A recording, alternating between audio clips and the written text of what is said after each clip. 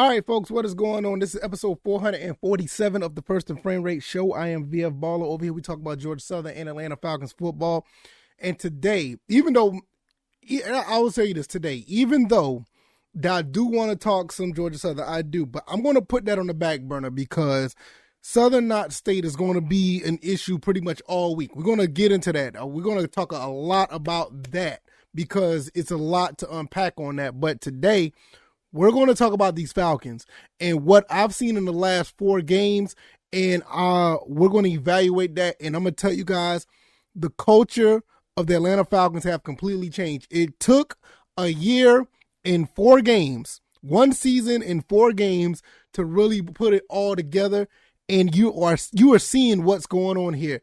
This is something that you may not have understood, you may not have seen, but hopefully, once I get through this entire episode, you will understand what I'm talking about. If this is your first time here, welcome. I can be found on YouTube and Rumble. I'm also on Anchor, Stitcher, Spotify, Apple, and Google Podcasts. And I welcome you if this is your first time here. Like I said, this is a really good time to talk Atlanta Falcons football because what happened, not just the last 2 games, but overall this entire season, the first 4 games, is something to really, hang your hat on. This is something that's really good to see. I see big time progression. I see attitude change. I see some sense of urgency. Guys who want to play the game and want to win. Now, there are some wrinkles to this. There are some things that we need to look at and be like, hey, we need to change. Absolutely. We're going to talk about that as well. But the overall culture of what the Falcons are doing is totally different from last year, the year before, even in the Super Bowl run. This is different. And it all starts with this defense. I don't know where it came from. Dean Pease told us that something was going to change with this defense. And we pretty much seen it from the game 1. We saw the pressure that we put on Jameis Winston. You saw it in the Rams, and we got the turnovers that we needed. We could have won that game, how we got back into that game. We definitely saw it in the last 2 games when we saw the Seahawks and when we saw the Cleveland Browns. Everything is not peaches and cream. It is not perfect. It is not shut down, lockdown. Unless you want to talk about one particular player, A.J. Terrell, which did a masterful job against DK Metcalf and Amari Cooper. But we're going to do a whole nother episode on him if things continue the way they go. We're going to talk about A.J. Terrell another time, not today. We're going to talk about the team as a whole. And when you look at what the mentality of this defense and what they're doing, where it's somewhat bend, don't break, but it gets to the point where we're about to shut the door on you. Geno Smith had no chance on that last drive. Same thing with Jacoby Brissett. No chance on that last drive. And people are going to say, oh, it's Geno Smith, oh, it's Jacoby Brissett. It doesn't matter. You're an NFL quarterback, and the years past, the Atlanta Falcons would have gave up these games. These games would have been done. We talk about what happened with the Saints, how we blew a lead. Yes, we were up 26-10, but we know how we lost that game.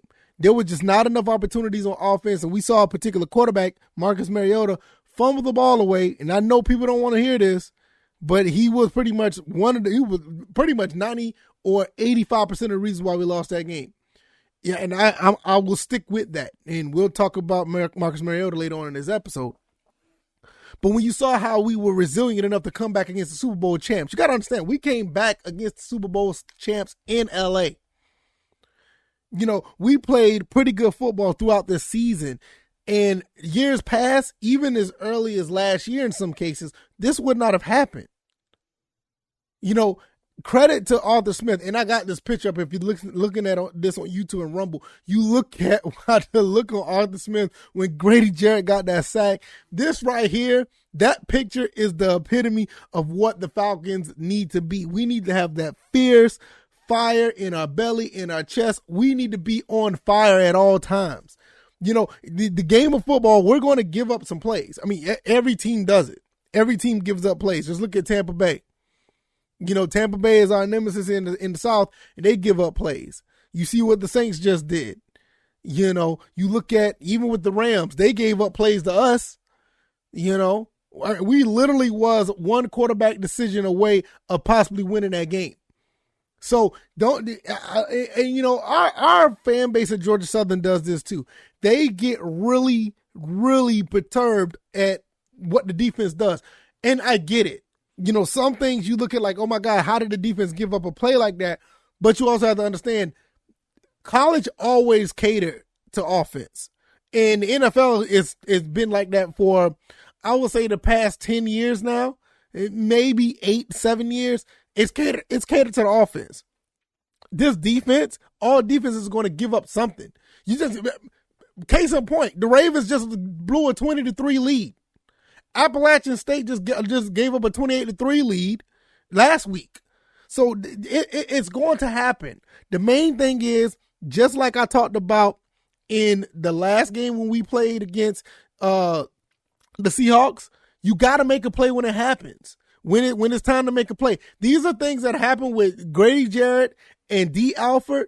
You don't coach that stuff. You just got to have that in you. You see it on Twitter all the time. Oh, they got that dog in them. Exactly. Arthur Smith gets people in place. He puts people in place to have a situation where they have the ability to make plays when it happens. Those things you don't coach. You just got to have that instinct. You just have that ability. You just got to have that talent. Grady Jarrett's been that dude ever since he came from Clemson. He's been that guy. And he made a play not only in this game, but the last game. Richie Grant stepped up. You don't coach that. You just get those type of players on your team. D. Alford, beautiful interception at the end of this game. You don't coach that. You just put those players in position. The main thing is, what do you coach? You try to coach your philosophy in, 53, in some cases 90 players. And you try to coach that philosophy in those players as well as you can. But at the end of the day, when push comes to shove, you got to have guys who are about that culture and about that lifestyle to make plays when it happens. And this is what you've seen pretty much, honestly, all season. Now, we do have some players that ain't about that life.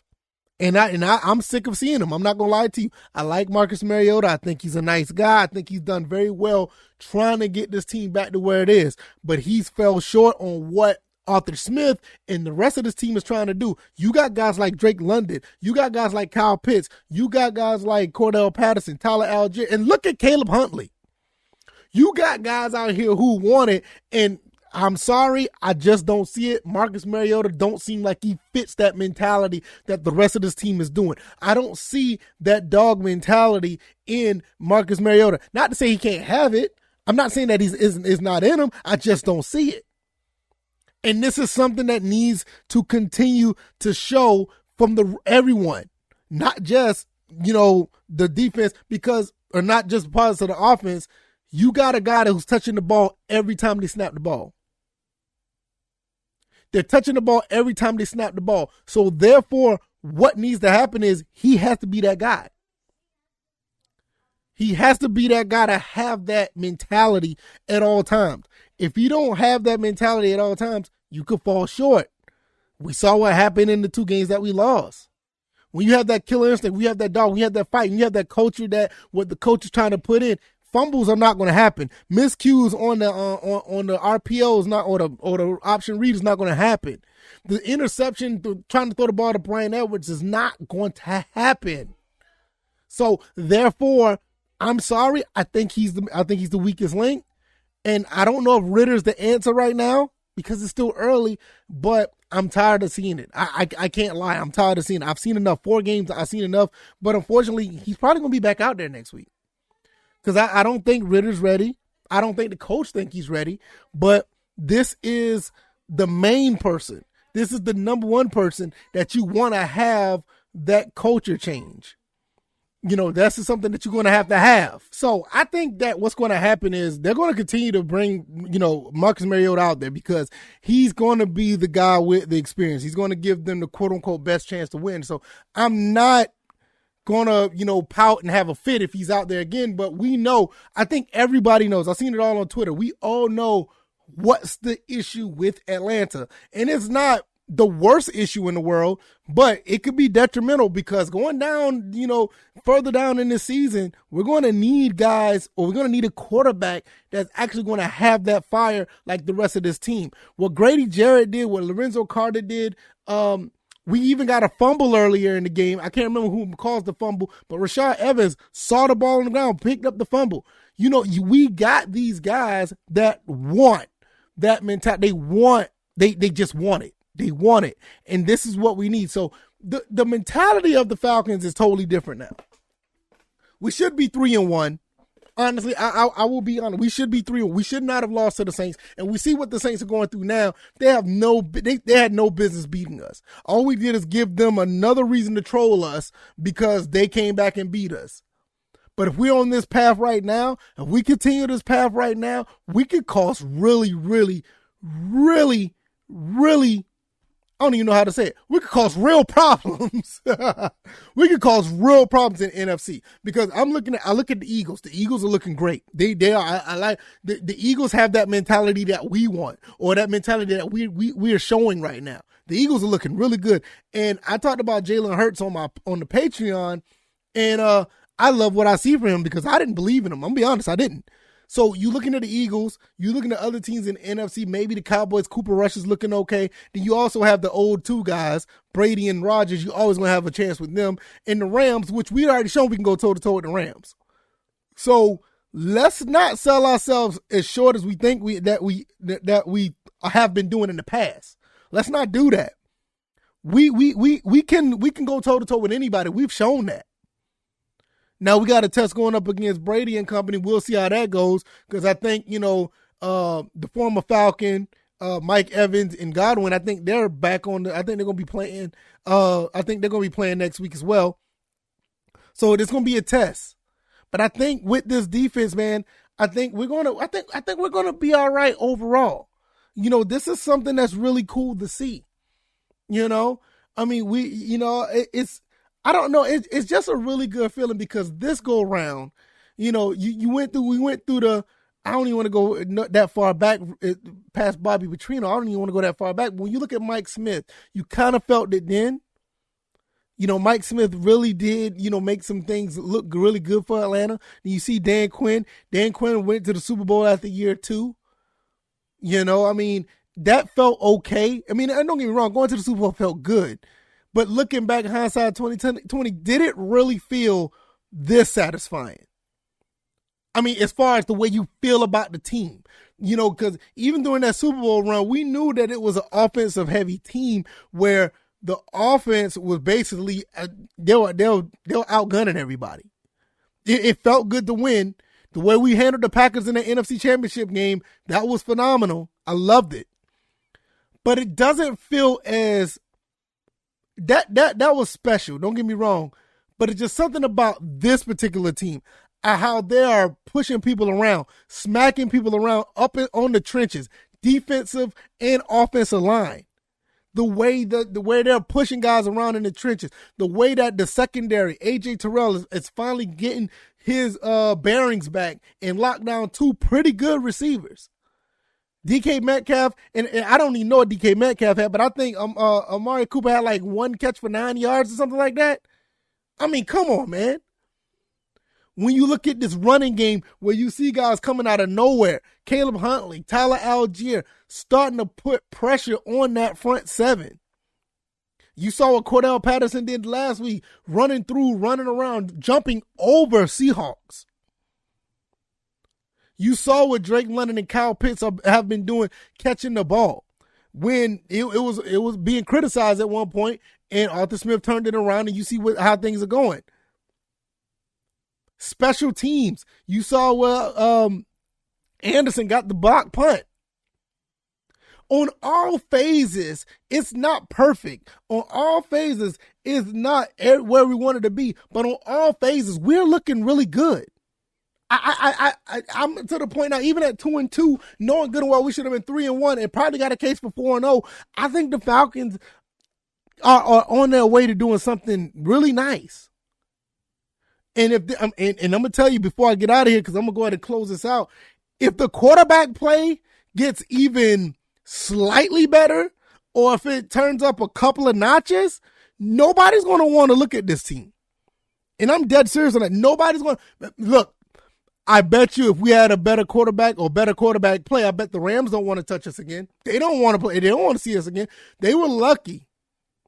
They're lucky that Marcus Mariota made a bad decision because we was on their asses.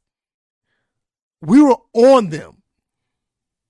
I can promise you that the Saints don't want to deal with us again if Marcus Mariota is take his game up a couple of levels, because that fumble wouldn't happen and we probably would have put more points on the board again.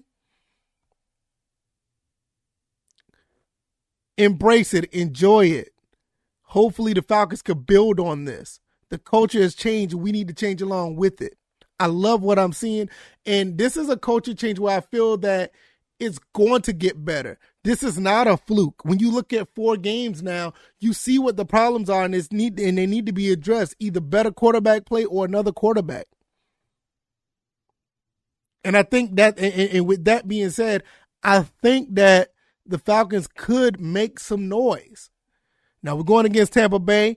I would not be surprised if we lose that game because it's Tampa Bay and we know what we're up against.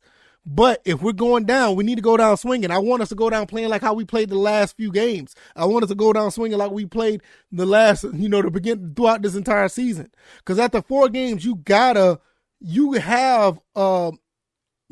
picture what you have on this team. You have, you gotta look at what you have. You know what you have after 4 games.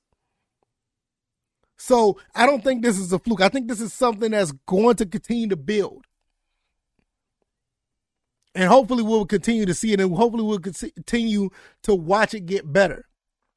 Only time to tell, man. 1 game at a time. We'll see them again later on this week. And we're going to talk about them more throughout the week, as well as the Georgia Southern State rivalry coming up. So we'll get into all that. If you enjoy this content, the like button, share this podcast, subscribe to the channel if you haven't already. Man, what you got to say, the culture has changed. I think it really has. I think it got really, really good. And this is something that we really need to take and embrace. We know what the problems are, and hopefully they'll be addressed in some form or fashion. Other than that, I'm happy with what I see. At 2-2, could have been 3-1, should have been 4-0. I'm not mad at none of this. I can be found on Anchor, Stitcher, Spotify, Apple, and Google Podcasts if you want to listen to the podcast any way of your liking. I'm also on YouTube and Rumble if you want to watch the visual side of this. I am out of here. Enjoy the rest of your Monday. Hang your hat on something, man. This is a good look for the Falcons. Enjoy it. Hopefully it gets better. All right, y'all. I'm getting out of here. You guys take it easy. You guys be blessed. Peace.